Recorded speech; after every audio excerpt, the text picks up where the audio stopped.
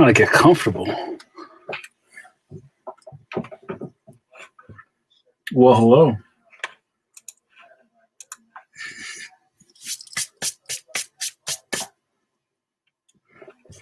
What up, Kenny Wong? What's up, brother? Well, hello. Well, hello, Brooklyn. Hello, sir. How are you? Peace. Peace to all those hustlers out there in New York. I see y'all. Hey, hello. Hello. Sorry, we're running a little behind schedule. It's been a long day here at the ranch, but here I am. There I am. There he is. There it is. Good, man. You know what? It's real, man. I'm threading the needle, trying to get a bunch of stuff done in the daylight. You know what I'm saying? Then we go into the night, do some marauding. You know when we maraud at midnight. What's going on? Ew, ew. What up, Ben Harvey? How are you, sir? So should we be like back at when I was a young man watching wrestling on the Superstation TBS Saturday Night World Championship wrestling started at 6:05. Yo, what up, El Jamal? How you doing, brother? But it sure is fun. I've heard that's how that works. Also, that's a really underrated posse cut with Big Daddy Kane and Nice and Smooth. Look it up. Hey everybody, how are you? Welcome to Coffee Break with JN. I missed you all since we had Thanksgiving off. You know what? I had Suze. What up, Squeeze? How are you? It's good to see you. Thanks for stopping by.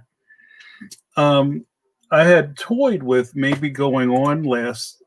Okay, I had toyed with going on last Thursday just for, I don't know. I didn't want to break the streak, but I guess it's Thanksgiving, right? Yeah, you too. You too. Yo, what up? Salute. Bronx Heroes in the building. Look at the caffeines are filing in. Have a seat. But yeah, Suze, I had a good Thanksgiving. You know, we kept it real quiet, kept it socially distant, socially safe. Made a meal, had a meal, enjoyed life, give thanks for what you have to be thankful for. That's true. Yeah, I'm not trying to put you all out in the street there, JRD, but yeah, JRD hit me up.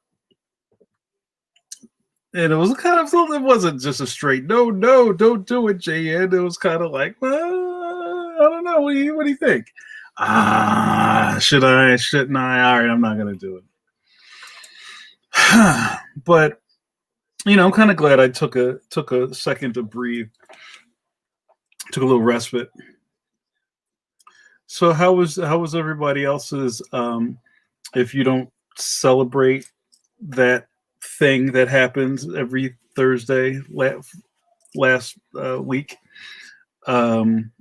if you aren't down with that, that's cool. But if you want to spend that day making a meal and sharing it with friends and loved ones and family at a social distance, how did it go? Let me know what happened with you. One of the things that I'm glad I didn't see a lot of, I think because of COVID, one thing that seems to have become really prevalent during Thanksgiving on the internet are struggle plates. Have you ever seen a struggle plate? And the struggle plate, I think, was birthed on the Charlie Brown Thanksgiving, where the kids had what was it? People make that now as a joke. You'll see a plate. People take pictures of their Thanksgiving plates with a piece of burnt toast, some pretzel sticks, popcorn, and jelly beans. But usually, a struggle plate is for whatever reason you don't have the kind of setup that you'd be proud of to tell people about, and you take pictures of it and go, yo, here's my struggle plate. Like, it was just rough. So, instead of the turkey, there's like, what do people usually do? They'll just be like a pot pie, like not even a pot pie, just like, I don't know, some crackers with a chicken nuggets thrown on top of it. So if you guys ever seen a struggle plate or if you've done that, tell me about that. Yo, what up, Adam? How are you? Well, how are you, big homie? I got to say, a repunk taco. You know what? I hope and pray one day that somebody's on their podcast going, "Hey, go read Leon. Jamar's a good dude." As much as I love peanuts, that special so drives me bonkers. Here you go: jelly beans, toast, pretzels, popcorn, and an ice cream sundae. So, can we talk about this for a second? Because I'll readily admit I haven't seen that special in a while. But isn't there a part of it? I think after they eat their jacked up meal in the backyard, don't they get in the car? Sorry, don't they get in the car and go to Grandma's house? And is that where it ends? I can't remember. Do we see them at Charlie Brown's grandmother's in the station wagon the way back? Yeah, who gave me the angry face? Hey, Mama Carla, why you mad? Don't be mad.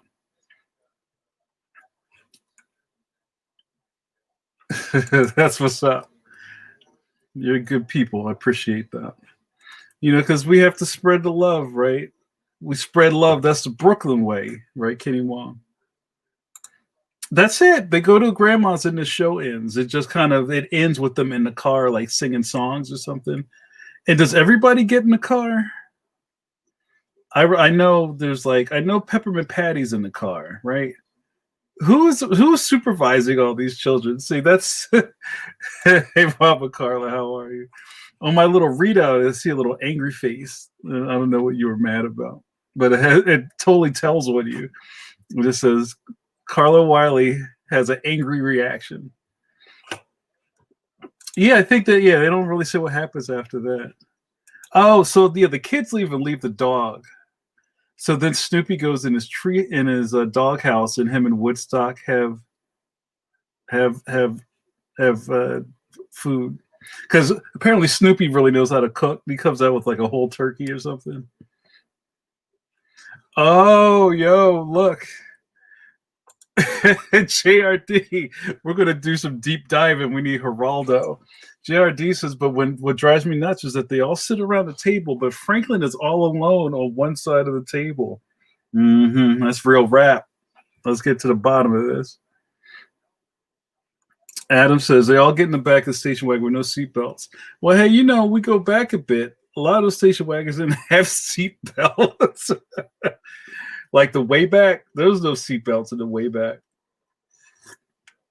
That's how you kept your population down. Kids just fell out the car, and then you just move on. That's the 70s. And Woodstock eats turkey. No one knows. Snoopy was a Bogart. What I think is funny about that. What's that? I just took a little nap before we started. I'm kind of trying to crank it out and get back together here. But what's that famous? It's a Rockwell illustration where all the people are like around a Thanksgiving table. Everybody parodies that or flips that. So there's like, the matron who's holding a turkey and the husband's proud behind him, and then you just see the guests like all like around the table. Somebody just posted, JRD, maybe I saw it on your thing, but somebody showed that with the Disney characters, and they're all like, there's like Dumbo and Mickey and Minnie are at the head of the table, and Minnie is like holding the bird, and everybody's like, yo, who are they eating? It always gets a little sketchy with those cartoons about like how's the real, like the The circle of life. How does that work when you have talking animals in your universe? Yes, yes, yes, yes, yes. Oh yeah, Todd. Todd posted that. What, you don't see Daisy? Why they gotta cook Daisy? Come on. And who eats duck at Thanksgiving? Um, yeah, Mama Carla says, I hate what they do to Franklin. Hey, I'm surprised they invited him. But doesn't he dap up Charlie Brown when he walks through the door? He gave a pound in the bear hug like, yo, what up, bud? Ah, what's up, baby? With his striped pants. Suze said, wow, Suze, I can't, you went right over me. OMG, please don't have a potluck with millennials. I know some fine millennials that know how to cook. Not a lot of them, but there's a couple of them. We had a potluck at work. I bring meatballs and steamed shrimp. Ooh. Millennials bring a box of donuts, Oreos, crackers, nothing to go with the crackers. Yeah, a school of Sues. So of course, by the time I get to the table, all the shrimp and the meatballs are gone, and I'm left with the struggle plate. Yo, I need some Max's air horn for the struggle plate. WTF? Potluck still means real food, people. Yo, Susan's upset. She got like mad exclamation points. Mashed potatoes are cheap to make. At least bring a cheese ball. Can we just say right up front? At least bring a cheese ball, fam. Oh, yo, y'all playing D&D? Yo, let me get in. All right, have fun. Have fun storming the castle. We'll see you around.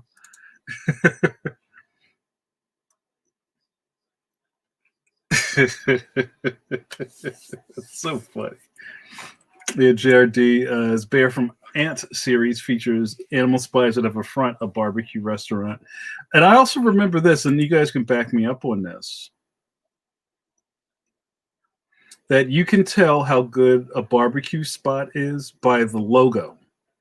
If the logo of the barbecue spot is a pig wearing a chef's hat, you're in good hands. If the pig is wearing a chef's hat and holding holding a plate of ribs, even better. Yeah, I think we're gonna have to have a caffeine's potluck. I don't know how we'll have to do that. I think once all this stuff is over, we should have a coffee break with Jay and meet up. We'll bring our mugs. Remember, I didn't forget. We'll bring our coffee mugs. We'll rent out a ballroom and we'll drink coffee. What a great time for an ID. You're watching. That's the wrong joint. Hold on a second. You're watching Coffee Break with JN with your bud JN. Some call him Space Cowboy. Some call him Maurice. There's so many of them, guys. I'm starting to lose count. The Kevin Bacon of comics, Johnny Carson. Can't forget Philly Donahue, the Black Dick Cavett. I could go on. But we're all gathered here today, ladies and gentlemen, to celebrate friendship, companionship, and coffee drinking. So what happens here? Well, I, Jamar Nicholas, drink coffee out of mugs and run my mouth. And when I'm all out of coffee, the video's over. It's a North Carolina thing. Is that the pig at the barbecue spot?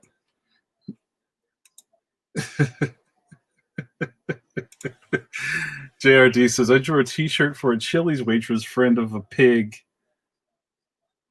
Waitress friend of a pig? Wait, hold on. Let me slow down. I drew a t-shirt for a Chili's waitress friend of a pig eating ribs. Got it. She raised the most for St. Jude's that year. That's amazing. Yeah, the pig with the chef. Oh, one of my favorite things. I was in an airport in Memphis coming home off of my Comcast tour.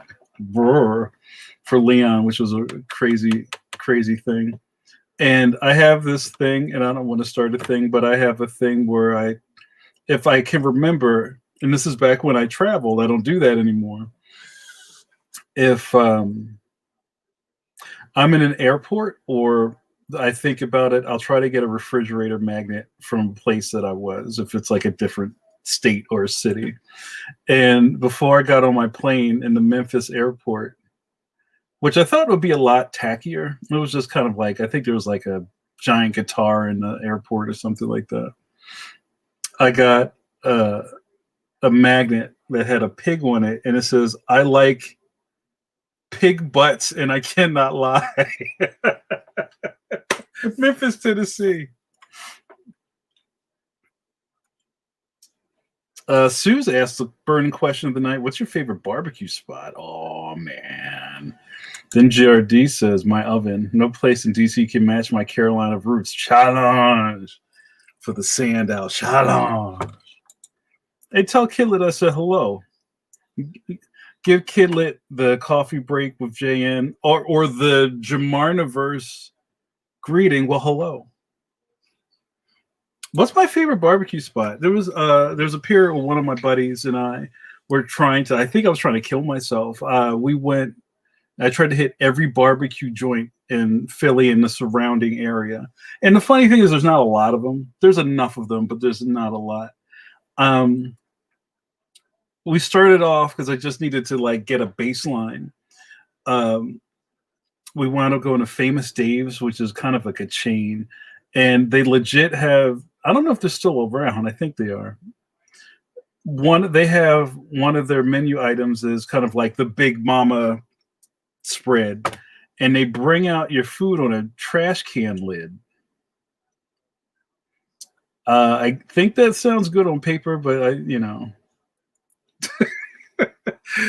I'll have to see if I could find that. I almost feel like I made that up. Like they can't really be a real thing. Oh, snap! Is that it?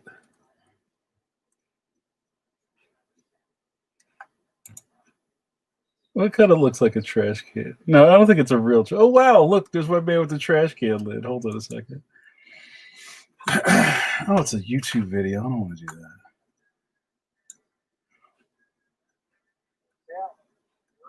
No, I'm not blowing this guy up.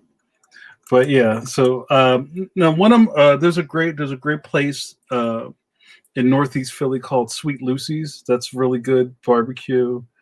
There used to be a really great place, I think it's still here in Germantown, called the Rib Crib. And the Rib Crib is kind of like a Philly famous spot that people used to come from all over the city to go to Rib Crib. And even if you weren't from G-Town, you'd roll up, and they had kind of like a bouncer out front. It was an old head that would sit on a stool outside of the place. And he had the illest Raleigh Fingers mustache. You don't see that on black dudes. And he would kind of like scan you up and down before you go in. And they had, like an old school place. They had all these glossy 8x10s of all these celebrities that come through. And it was all very like 70s and 80s. There's Smoking Joe Frazier. There's, Patti LaBelle's up in there. And the best part of you getting your half rack or getting a full rack was the white bread they would give you, so you could sop that up. JRD, ring the bell. We talked about food real early in this. Oh, look at that. Hold on a second. People are talking. Carla said, that's what my dad always talks about. Pig feet and pig butts. Sue says, barbecue here in RVA is so damn good. Their sliced brisket is so darn good. They cook the best collards. Damn. I love it. JRD says, Famous Dave is all right if you're in a craving. They now serve on sheet pans. Yeah, so I was right. They did do the trash can lid, right?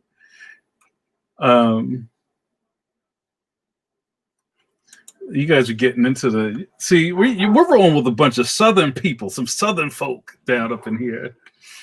Sue, sounds like they actually make college as intended with pot liquor. Wow. Just cooking Southern, and you have to put ham bones up in there. You might have to put a hock in there. Does anybody in here, probably, I hope you're still not doing this, cook with lard? Like my grandmother cooked with lard. That's some old school stuff. And there's still places in Philly where you can go get lard and fat back to cook recipes with. And I remember having this argument with my mother, talking about like old Southern, like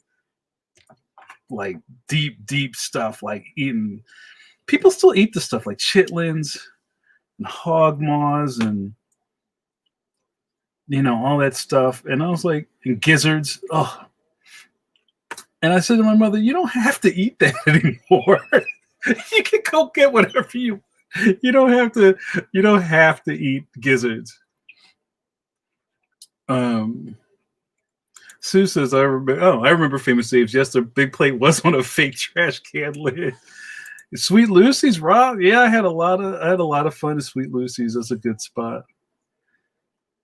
It's near the overpass. Cornbread, sweet cornbread, of course. JRD says, yep, ham hock collars, hot sauce, cornbread, a spoon in an hour. Happy times. Cornbread should not be sweet. I was about to go, is there not sweet cornbread? But I know there is. Yeah, not cake sweet, a little sugar to season, but not so much that it gets frosted. How do we get here, you guys? But yeah, I want to say, I was talking to somebody the other day, and they were talking about there's people that don't love food, right? There's people who are just like, I eat for sustenance, or I eat because my body needs fuel. And I wonder how that works. Like, food is dope. But yeah, it's true. There's people who just like don't get jazzed over food or don't like trying new things, and that's it's kind of tough to imagine. And that's a very universal thing. All of us can congregate around that. That's why people take pictures of their plates, right? That's why I took a picture of when I was in Washington, staying at some place for AwesomeCon, this little like cute hotel, and they had like, it was a very kind of like old school restaurant in the back of it. And if you guys know me, breakfast is my jam. And I had a brulee grapefruit, and this kind of goes back around to JRD and the grapefruit spoons and the Versos. But that was, man, who doesn't want a brulee grapefruit? El Jamal says, my aunt loves cow tongue and livers. She prefers them to steaks. Yeah, it's like ingrained in some people, and it becomes part of your palate, right? It's like, oh, I wish I knew a place in town where I could get some liverwurst. I'm like, oh, okay. We do always talk. Hey, Caitlin, how are you? Food is dope. I think that'll be the next. That'll be the T-shirt. My mom and dad love cow tongue sandwiches. They would slice it thin on us. No.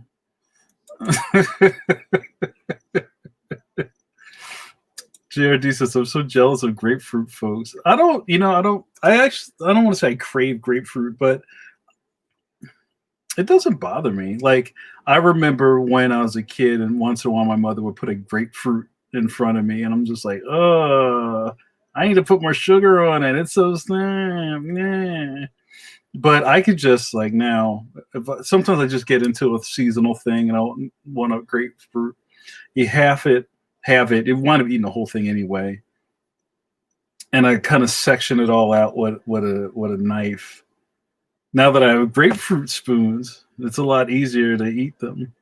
And I just kind of take it to the head. Like I don't put a bunch of crap on it. El Jamal says lots of bodybuilders view food say that 5 times fast. A lot of bodybuilders view food a fuel, but they also eat bland food. Yeah. Was it a chicken cutlet? Chicken cutlet and some broccoli. I'm just going to leave that up there. Not even going to say anything. But yeah, and I think I think we took one of these coffee breaks and we talked a lot about kind of like bodega food, or just kind of like it's the end of the month food, like Hormel products like potted meat or Vienna sausages, or what's the little red devil canned food and Spam and all that kind of stuff. A lot of us ate just kind of stuff just to get through the day. I have a really good topic, and I'm gonna bite this off of something I read on Facebook, and I'm not gonna say who talked about it, but maybe let's get through this Hormel part. Pink grapefruit is delicious. Yes, yes, yes. Caitlin says, so the last time we had grapefruit was probably the late 90s. I had to stop my husband from using a grapefruit spoon to eat. I saved his mouth. Oh, he didn't know it was a grapefruit spoon. Yeah, mistakes were about to be made. That was a good look. Oh, you know what else says a good look? Good looking out to my Patreon patrons. Let's give them a shout. I gotta make some change on here. We had some movement over the last month. There's some people who aren't on here who are now have leveled up, as they say in the Patreon. If you're interested in, can't get enough of this, all of this, you know what you can do, right? You can check out my Patreon. That's right. The deeper we get into this is the end of the year. The next couple of months, I'm going to be kind of living behind my Patreon wall of defense. My Patreon got my back like the Verizon man. And we hang out there. We chop it up on the Discord, right? JRD and Kenny. You can do that too. You can be part of this for the cost of a dirty chai latte. You can become my friend. Jamar Nicholas is the ID. Patreon.com/Jamar Nicholas. Go check it out, will you?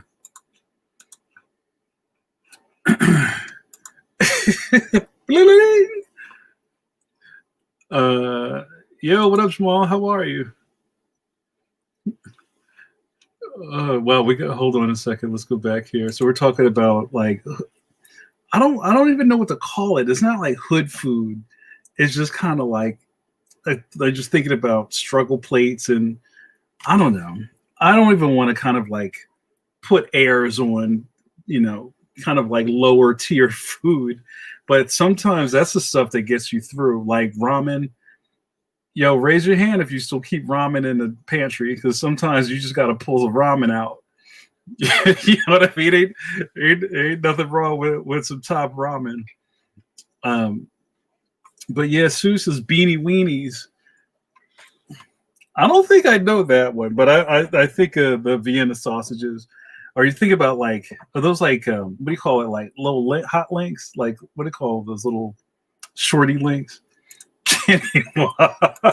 Vienna hot dogs and that Red Devil hand. See?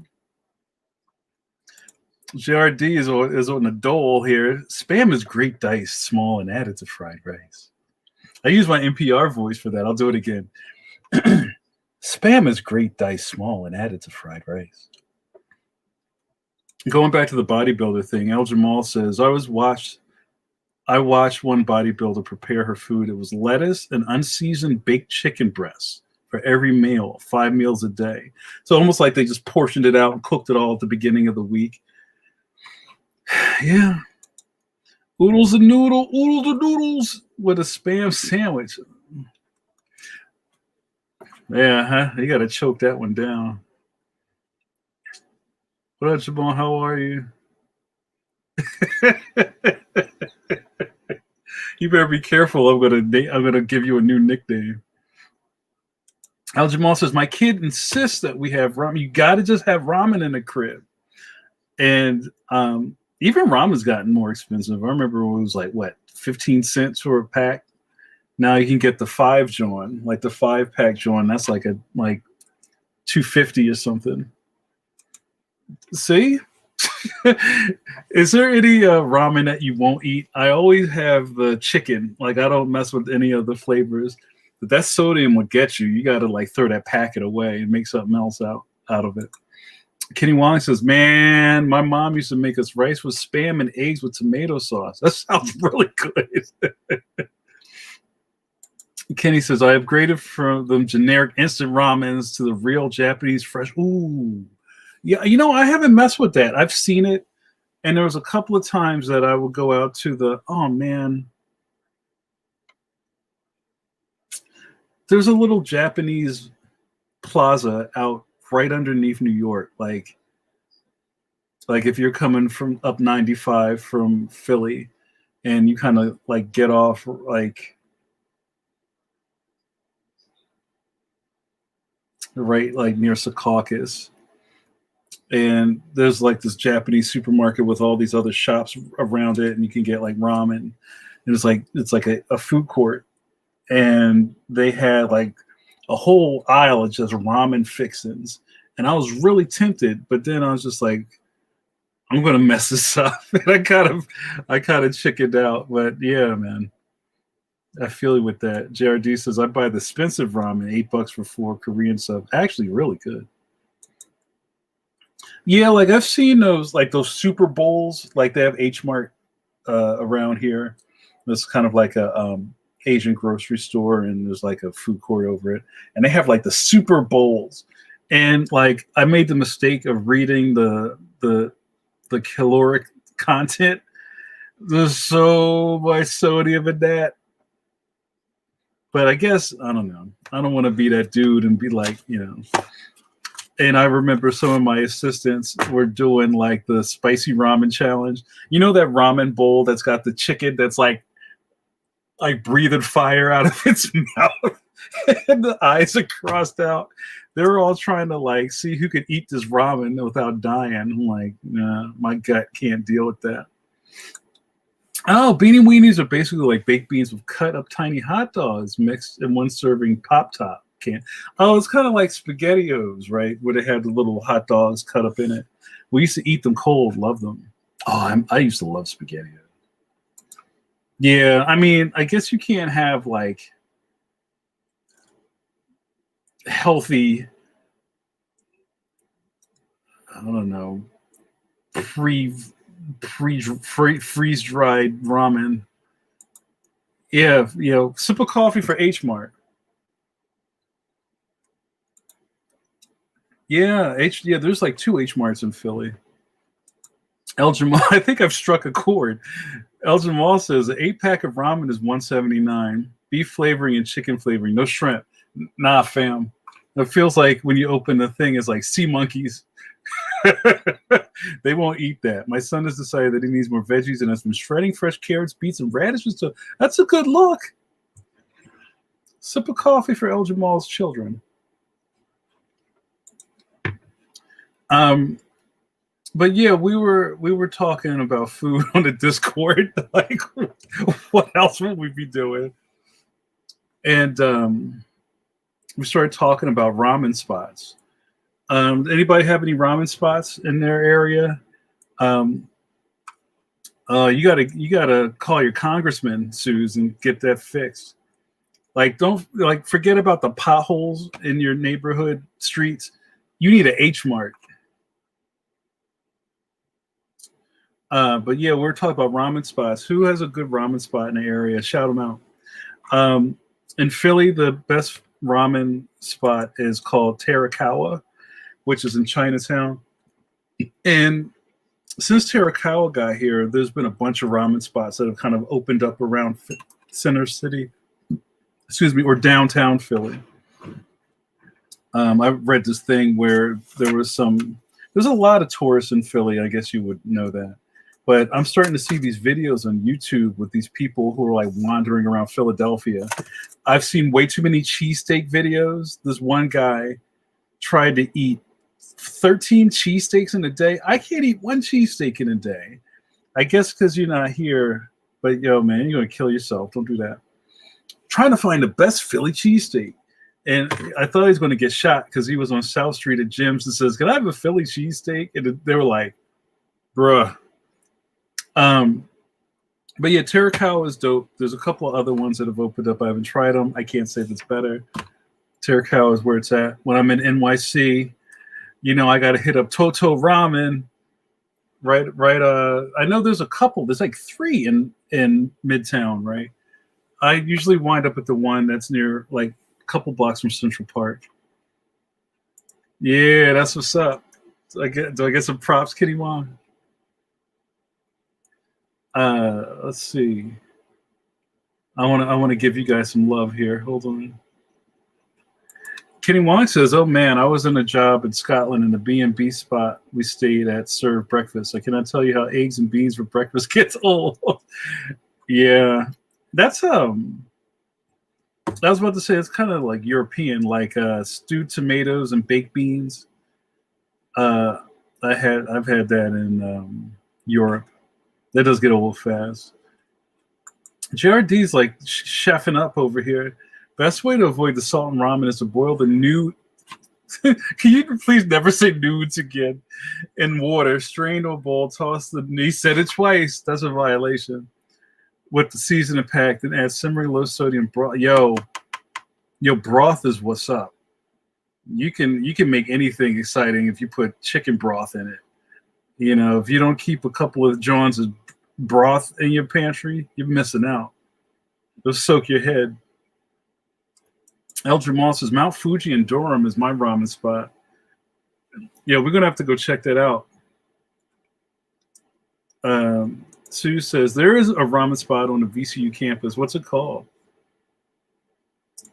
And Kenny says Suze needs a petition for H Mart of Japanese supermarket. Where's she at? A new one just opened in the Charlie Barn Market. Huh. So Mama Carla says pho isn't bad. For the longest time I thought it was pho. It's pho. For real? Yeah, we talked about that. Like pho is cool. Pho is cool. I do like ramen though. They're totally different. And they're not, and they are, and they're not, and they are. Pho's life. Taki Ramen. Is that the new spot, Caitlin?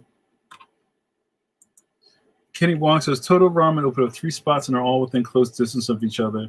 Yeah, and that's kind of confusing. Like, I'm not a New Yorker. I rep Philly real hard, but when I kind of fall into New York, I gotta get online, man. I usually wind up if I come to NYC, I usually am in the city by like 10:30, and in the morning, and by the time I like to walk because it's still good to walk in New York, right? I walk over to the ramen spot and everybody's online for lunch because they don't open until noon, so you got to get online with all the blue shirts. And he just run. Oh, that's so good. I remember trying to tell somebody who I was like crowing about ramen. And they were like, what's the big deal? Like, that's the stuff like over the stove in the cupboard, right? Like, no, like real ramen. Real ramen ain't the stuff under your cupboard. Jared D says there's a ramen place around the corner from the hotel at Baltimore. We'll have to go next time. Which hotel do you stay at? I haven't had ramen in Baltimore. Do they put Old Bay in it? That's right. Let's give an ID. Aren't we having so much fun, you guys? I know I am. I know the viewership's a little low tonight. That's cool. I'm sure everybody's watching other stuff. I think there's some political stuff going on tonight. But you know, I always give love to the caffeines. You know who you are, caffeines, friends of regulars, not decaf. Of Coffee Break with JN. So let's do that ID. On that line, you're watching Coffee Break with JN. I am JN, Jamar Nicholas, if you may. What did JD call me? Captain Scholastic? And your internet safe space. Hello. You come here every Thursday at 9 p.m. To watch me drink a cup of coffee and run my mouth. And when I'm out of coffee, I turn the video off real abruptly. It almost is like the same feeling of like getting a phone hung up on you. Remember that? Back when you could do that? You can't do that on an iPhone. You can't do that. But hello. Ramen Utsuke on Light Street. Oh, wow. That's like right around the way. All right, JRD, you're buying next Baltimore Comic Con. I was thinking about stuff to talk about on a coffee break, and it never seems to happen that way, right? We just start riffing. And I remember let me see if I can find it. I want to talk about kids.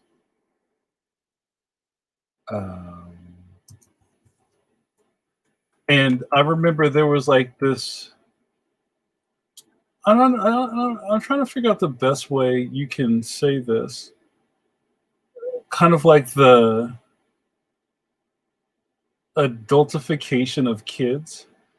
I think it's very commercial, right? Like somebody is programming us to make our kids older than they need to be too fast. And for all the parents out there, you could probably help me out with that. And one thing that me being a 70s and 80s baby was that you could not sass adults, right? You know how everybody's got like a little like nasty little attitude? Like I know a couple of kids who are just like, nah, nah, nah, nah, nah. And if you ever had that happen to you and you just kind of like bristle, like, whoa, I couldn't have got away with that if I was a kid, or my mother would have knocked my head halfway around my neck. But I remember this commercial came on. This was a couple of years ago. And it kind of encompassed everything I was talking about. So let's see if I can try to play it for you. Do that, that. I'm with you. So maybe while I'm queuing this up, we could talk about that. I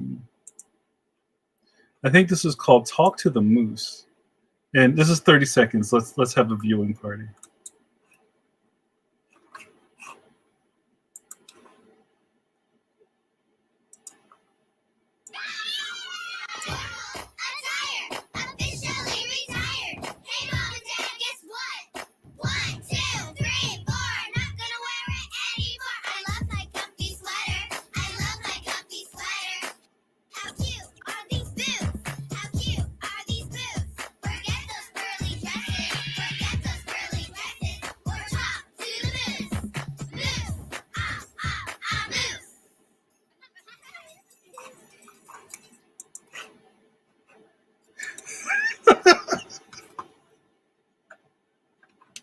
Hey, Ma, guess what?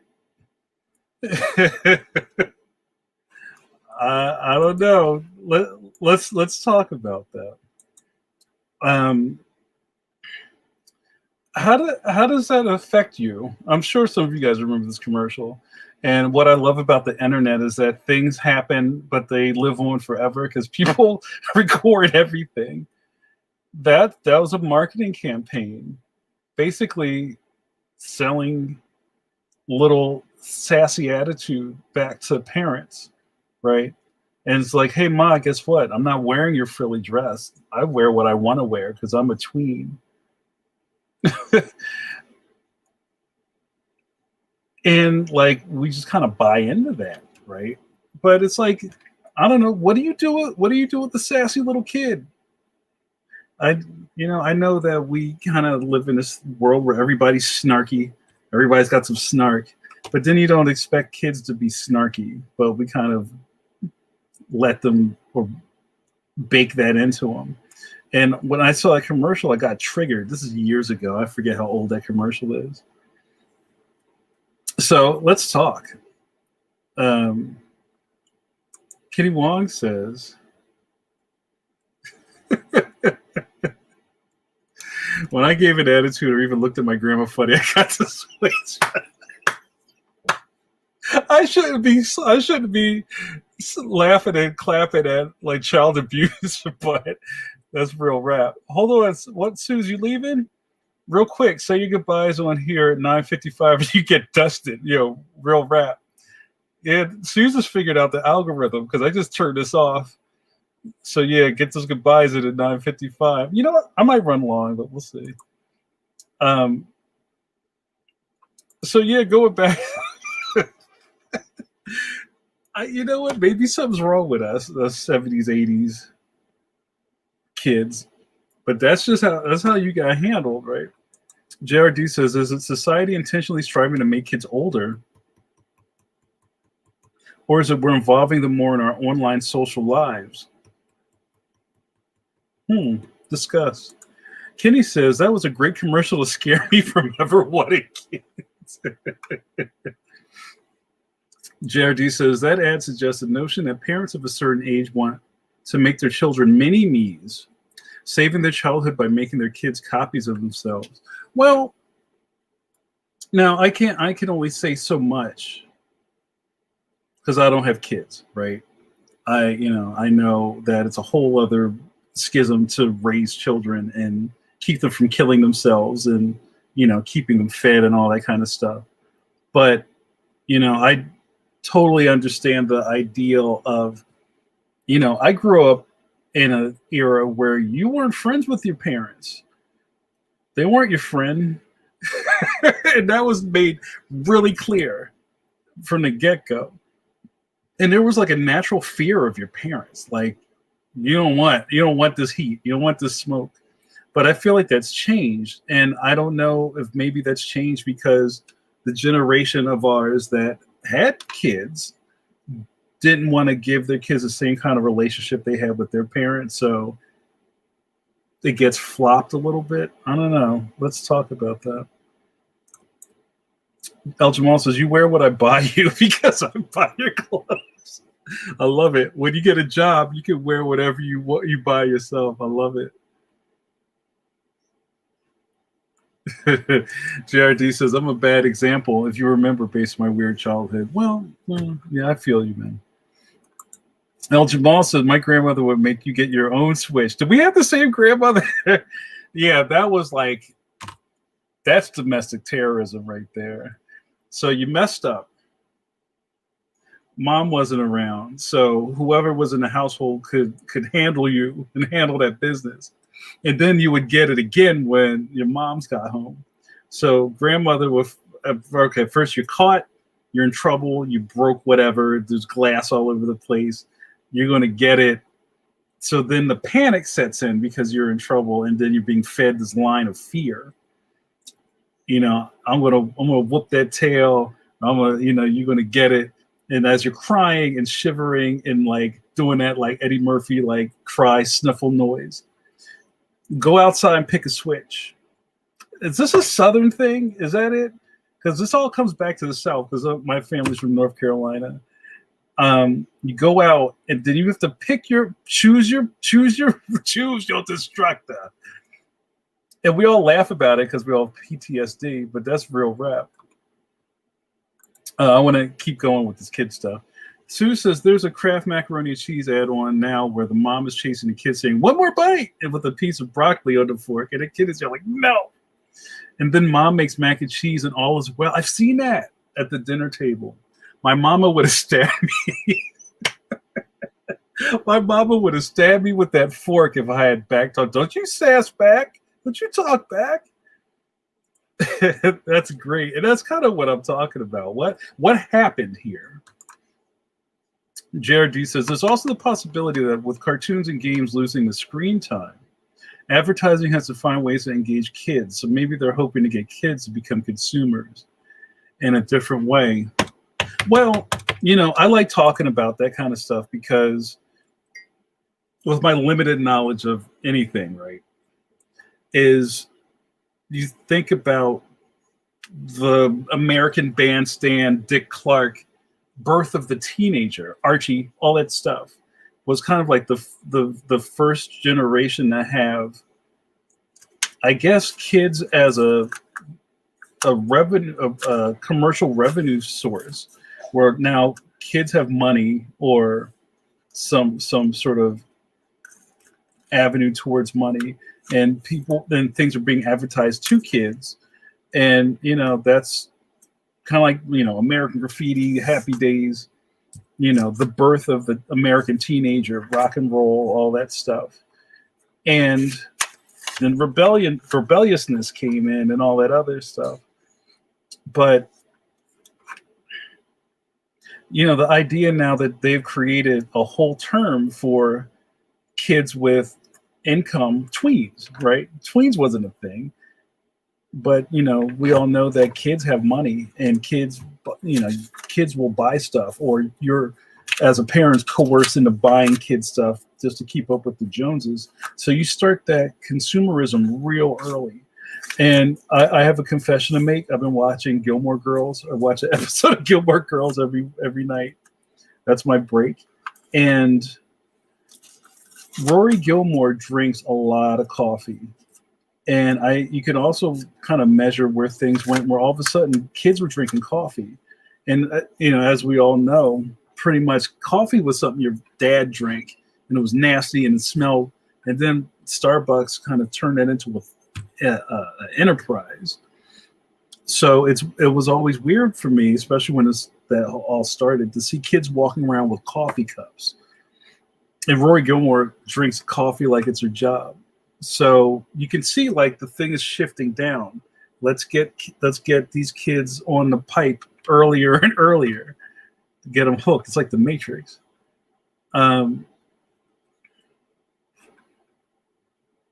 Let's see here. Oh, all right, we read that. Jamal says, my mom never cooked food that we wouldn't eat. Yeah, I know what you mean right there. Yeah, my grandmother too. We got it from everyone. We talk about getting. Oh, hold on. I'm sorry. I missed a piece. Carla says, we were struggling with my 2-year-old granddaughter and her saying no to everything. We actually gave her the consequences to a smart mouth as you get ignored or no one wants to be around you. I like that. Kenny says, seriously though, I did not get what I wanted. My parents brought what I wore. There was no argument. There's no discussion. It's that, or they told us, if you don't like it, go get a job. Get a job. Caitlin says, my grandmother had a wooden spoon soap for washing out that mouth, and would also write Jane letters where she let you know exactly what you did wrong and how you were terrible for it. Wow. So what happened? Do you have any of those? I'd love to see one of your Jane letters. Did you keep those in a little box somewhere? My mom had this like Vulcan grip, like she'd keep calm and quiet, but damn did it hurt. Oh, you got the nerve pinch, where her hand clamped down on your shoulder. You knew you were in for it. Man. Kenny says, Grandma picked her Switch after she picked us up from school. She had it preloaded. We'd pass the apartments with the thick hedges, and she would reach in and wiggle before pulling out a long, thick switch and whipped it in the air. She'd go, yeah, this will hurt. I remember when the Nintendo game thing came out, and I was like, Switch? I was like, that was one of the first times I wish I had kids. I go, Switch? You want a Switch? I got you, Switch. And, kind of do that dad laugh, because they're like, I don't know what you're talking about. Jamal, about coffee. My dad's coffee was great. Milk with 3 sugars. Carla says, I love Gilmore Girls. We had coffee milk with my dad almost every morning. Wow. All right, Sue's going to give us that real rap. My theory is that the 80s ruined 2 generations. That's what I was going to get to. 80s with easy money and greed is good attitude. Gordon Gekko. The I'm going to get mine, and if I can step on you in the meantime, all the better, has led us to the unraveling of the value of honest work for honest income. Man, I wish I could print these out. That's real rap right there. You might get the MVP star for that one, Suze. So this is interesting. So, and we're gonna start wrapping it up soon. But I read on a friend of mine's Facebook wall. She was getting into this deep dive about the '80s and '80s nostalgia, which is being kind of kicked at us right now. It has a very small peephole of what the '80s was. I never thought about it. It was really interesting. Basically, her thing was all of the '80s nostalgia that would get kicked back at us is Spielbergian. The Spielberg lens of what the '80s was. And I guess the best example is Stranger Things, even though Spielberg didn't do it, but all the tropes from movies and TV at that time. Um, Kids going on adventures on bikes, kids having a lot of freedom, or maybe the other way we called it just being a latchkey kid or being unsupervised. I think that's really what that was. Are things that you can't do anymore. So it's really interesting to revisit that, let alone you watch an old TV show where everybody's smoking indoors, which is like, wow, look at that. But she was saying, the '80s sucked. Why is everybody glamorizing the '80s like it was all like excess and neon and big hair and Dragon's Lair, when there was just like a lot of misery and mean kids and you getting into trouble or falling in a well because you didn't have any supervision, and parents who ignored you, and a lot of misogyny and racism. And I was like, wow. Yeah, I didn't think about it like that. It's crazy. Oh, hold on. Suze is out. Bye, y'all. I love this group. This is my internet safe space and mental health relief. Peace out, Philly Donahue. Suze, you take care of yourself. Say hi to Matt. All the love. Good night.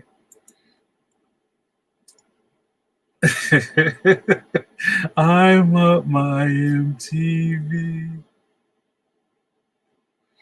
JRD says, agreed to Sue's point. And then you add that to modern kids who tell kids that working hard gets you riches, but the kids saying this were born into a trust fund. Ooh, that's spicy. It's true, though. Oh, Caitlin answers the Jane letters. I was her favorite. Worst I got was an egg timer and thinking about what I had done wrong. Oh, wow. Go sit in the corner and they cranked the egg timer. I read one of my cousin's letters, though. It was brutal. That's wild. El Jamal says 80s nostalgia without Max Headroom is just wrong. And so then she also went on to say about how either these lenses are, and I'm sure the stuff in between, right, is the Spielberg 80s and the Stephen King 80s. And people lived all in the middle of that. And I'll admit, I have a lot of rosy remembrances of the '80s, but we all laugh and talk about. We just talked about getting beatings as children. That happened then. And I've said this a million times that especially with nostalgia and toys and all of that being sold back to us as adults, I still think that our generation is the first.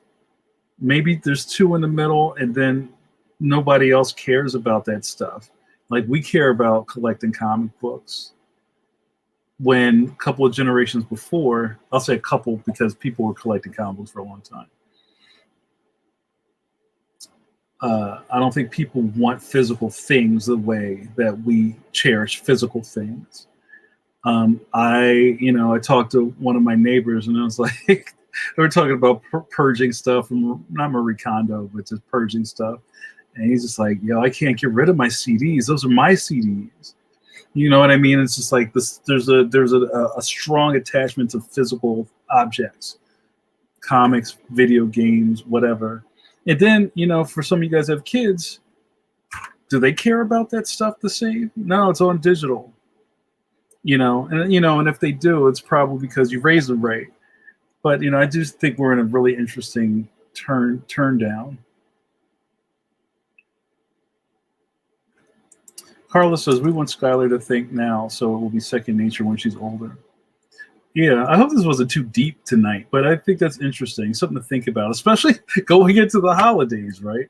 It's kind of like, your kids are getting older. What do they want? They want all tech. Does anybody want a dollhouse anymore? And maybe that's more of a sign of the time. Jared D says, I remember fondly the music and films, Duran Duran, Transformers, but the 80s were also when I squared off physically against the Klan.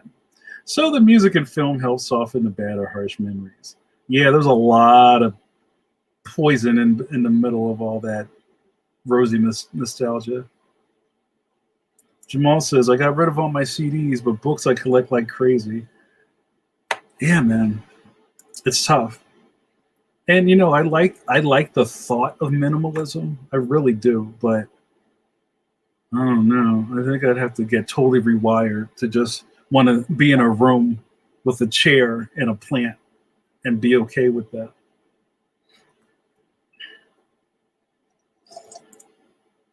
Yo, the love of reading is evergreen, man. Sip of coffee for El Jamal. All right, I'm gonna start wrapping up. It's always a pleasure to kick it with you guys, my caffeines. You know who you are. Friends and regulars, not decaf of Coffee Break with JN. I don't believe that it's December. We're already almost over this wild year. And real rap, I remember a lot of us weren't loving 2019 either. So it wasn't like 2020 was the worst thing ever. It's been bad for a while. But I adore you all. Thank you so much for your viewership and your friendship, your kinship, and your brother and sisterhood. I want to think that we all get something from this hour. Oh, hold on. Kenny's bringing a real rap. I think it is true. My parents did not buy toys or comics for me regularly. It was a rare luxury when they did buy it for me. But then because of the strict disciplining for good grades, that stuff got confiscated. Oh, man, I can't tell you how many times I got my Atari taken. And it was tough for me as a kid to see my stuff taken and thrown away, which is why the high-end collectibles now are big deal. Man, Kenny, you solved the puzzle. You solved the Rubik's Cube. When I was, I did a thank you for having me with my buddy CJR, who's a YouTuber, and we talked about what fuels people to collect things, especially at high volume, and going back again to video games and things like that, to the person that is connected to, it's super important, and every piece of that means something. Like for anybody who collects something, and you go into this space and you go, tell me about that. That's why I haven't done it in a while, but I'll meet somebody and I'll ask them to tell me about their jewelry, because that stuff is personal. Tell me about that ring. Oh, my grandmother gave me this when right? It just triggers a memory. So when we were kids, just like Kenny said, the only time you got to go, anytime you got something was because you got good grades or it was your birthday or maybe, Christmas or whatever you celebrate. And then during that whole process, you're getting rushed. The best thing was to go to Kitty City or KB or Toys R Us. And it's while you're in the car, you're getting fed these rules from the parent or the guardian. Now, when we get in here, when we get in here, don't be begging for a bunch of stuff. You get one toy and hurry up. So it's all these rules. And in your head, you're making these kind of super, super quick decisions of what you're going to do. You get to the aisle. Here's the G.I. Joes. Do I get this guy or do this guy? Hurry up. Come on, let's go. And that didn't happen often. And you kind of cherish that stuff. But it would get broken. The cousins come over, they break it. Stuff comes up missing all the time. There might be some parent backlash. Wait a minute, I got you that toy already. No, but I need more than one stormtrooper to fight Luke Skywalker. No, that's stupid. You get this one. Okay, you're buying it. I don't have much to say here. Who would think 30 years in the future that you could get all of it. You could replace the stuff you lost. And then while you're at it, let's get the rest of it. Right? Maybe it's some deep shrinking stuff we need to talk about, but just, when eBay showed up, it changed the game. Oh man, remember that thing that we had? Let me type it. Oh, yo, there it is, and it's $20. I'm in. Right? We're all products of trauma. On that note, I'm gonna start wrapping this up. Kitty says, I think it is true. Oh, you said that. I'm sorry, brother. Everybody say good night. Thank you guys. You guys shut me up. I hear you. See, JRD, you know what I'm talking about. You hear that Stormtrooper argument? I need more than one Cobra, dude. I need like 10 Cobra dudes. JRD says, yep, I got one toy at the grocery once a month. Had to be less than $5. And hurry up. I love you guys. That's great. Thank you so much. All right, you guys, that was fun. But I guess where I'm going with this is like, take it easy on ourselves, right? Having some creature comforts can't hurt, right? All right, good night. Let's wrap this up. I don't believe I'm talking too long. Good night, everybody. You've been watching Coffee Break with JN. I gotta even that out. Your internet safe space best friend and part-time psychiatrist, right, JRD? The psychiatrist is in. What happened here tonight? Well, we got to catch up with our buddies and watch me drink coffee and run my mouth. And now that I'm out of coffee, the video's over. Have a good one. See you next week.